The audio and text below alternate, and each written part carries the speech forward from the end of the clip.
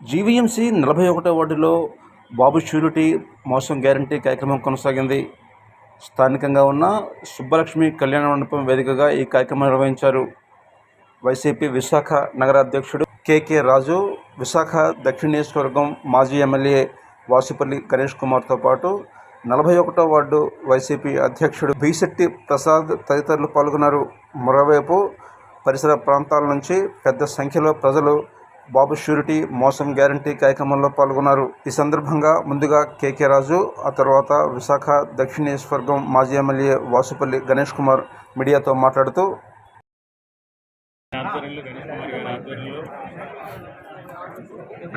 అదేవిధంగా ప్రసాద్ అధ్యక్షతన కార్యక్రమం చాలా ఘనంగా వార్డు స్థాయిలో చాలా ఘనంగా జరగడం జరిగింది.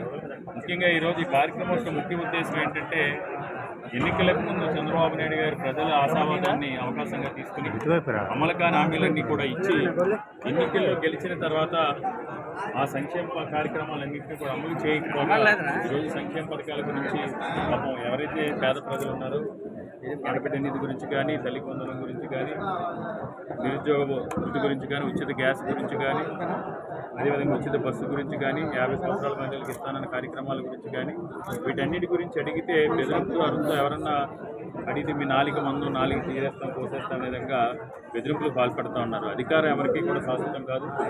ప్రజలు మిమ్మల్ని మీ మాటలు నమ్మి, మీ వాగ్దానాలు నమ్మి మీకు ఒక అవకాశం కల్పించారు.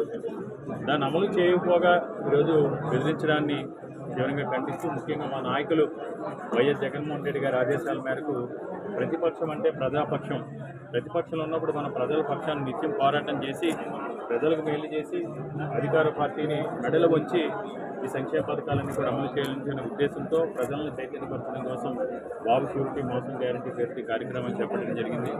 మేము ఈ నాయకులు, కూటమి నాయకులు ఎన్ని బెదిరింపులు చేసినా, ఎన్ని ఎదిరించినా, ఎలాంటి అరాచకాలు సృష్టించినా సరే పోరాటం చేస్తాం. తప్పకుండా ఈ ప్రభుత్వ మెడలు వచ్చి ఈ ప్రభుత్వం దిగి వచ్చి ఈ కార్యక్రమాలన్నీ కూడా అమలయ్యే వరకు కూడా వైఎస్ఆర్ కాంగ్రెస్ పార్టీ తరఫున పోరాటం. ఇటీవల విడుదలైన పవన్ కళ్యాణ్ చిత్రంపై వైసీపీ దుష్ప్రచారం చేస్తుందంటూ మెగా బ్రదర్ నాగబాబు చెప్పడాన్ని జేకే న్యూస్ ప్రశ్నించగా, నేను ఎంతసేపు కూడా అవసరం కూడా మాకు లేదు. ఎందుకంటే మొన్న కూడా ఏదో టీవీ ఛానల్లో చూశాను. ఆ టీవీ ఛానల్లో ఒక యాంకర్ ఏదో మాట్లాడు, అన్నం తినేవాడు ఎవడో కూడా అలా మాట్లాడు. ఇప్పుడు అన్నం తినేవాడు కూడా కొంతమంది ఎలా ఉన్నారంటే మీడియాలో విలువలు దిగజారిపోయినాయి. విలువలు దిగజారిపోయి ఏం మాట్లాడుతున్నారో, ఎక్కడ కూర్చున్నారో, అసలు వాళ్ళు ఏం పొజిషన్లో ఉన్నారో తెలియకుండా రోడ్డుకు వచ్చిన విధంగా మాట్లాడుతున్నారు. అసలు సినిమాల గురించి లేకపోతే ఇంకోటి గురించి పట్టించుకోవాల్సిన అవసరం లేదు.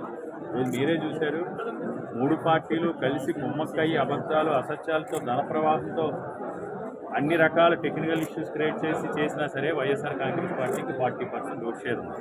ఈరోజు ఎన్నికలయ్యి 6 నెలలు తిరగకుండానే జగన్మోహన్ రెడ్డి గారు వెళ్తే ఈరోజు కేంద్ర నిఘా వర్గాలు చెప్తున్నాయి, ఎప్పుడు ఎన్నికలు వచ్చినా వైఎస్ఆర్ కాంగ్రెస్ పార్టీలో జగన్మోహన్ రెడ్డి గారి యొక్క ప్రపంచనాన్ని తట్టుకునే స్థితిలో 3 పార్టీలు కాదు 30 పార్టీలు కలిసి వచ్చినా సరే జగన్మోహన్ రెడ్డి గారి ప్రపంచాన్ని భవిష్యత్తులో ఆంధ్రప్రదేశ్ రాష్ట్రంలో కూడా ఎవరూ తట్టుకోలేరు. కాబట్టి ఇది సినిమాల గురించి, ఇట్ల గురించి మేము సమయం చేస్తాం. మాకున్న ప్రతి సమయాన్ని, ప్రతి నిమిషాన్ని కూడా ప్రజా సంక్షేమం కోసం, ప్రజా సమస్యపై పోరాటానికి మేము కేటాయించాం. రూలు అన్న సంస్థకి 10 ఎకరాలను ఉపయోగించే సైట్లు, దాని కాస్ట్ 2,800 కోట్ల రూపాయలు. రూలుకి ఎకరం 1 రూపాయికి మాత్రమే 100 years లీజ్ ఇస్తూ ఉంటారు.